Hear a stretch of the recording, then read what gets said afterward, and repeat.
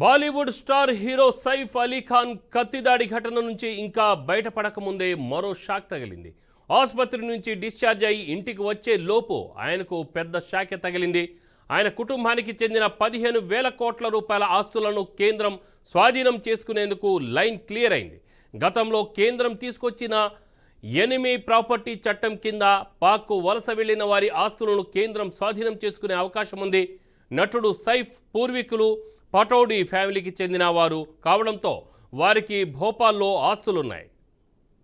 అయితే ఈ ఆస్తులను స్వాధీనం చేసుకునేందుకు అప్పట్లో కేంద్రం ప్రయత్నించగా సైఫ్ అలీ ఖాన్ అతని తల్లి షర్మిష్ఠా కోర్టును ఆశ్రయించారు. దీంతో కోర్టు ఇన్ని రోజుల సదరు ప్రాపర్టీపై స్టే విధిస్తూ వచ్చింది. తాజాగా ఈరోజు మధ్యప్రదేశ్ హైకోర్టు పటౌడీ ఆస్తులపై ఉన్న స్టేను ఎత్తివేసింది.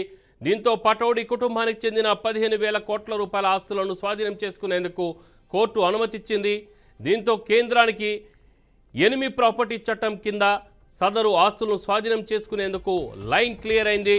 కాగా మధ్యప్రదేశ్ హైకోర్టు నిర్ణయంతో హీరో సైఫ్ అలీ ఖాన్ కుటుంబం 15,000 కోట్ల రూపాయల విలువ గల ఆస్తులు కోల్పోనున్నాయి.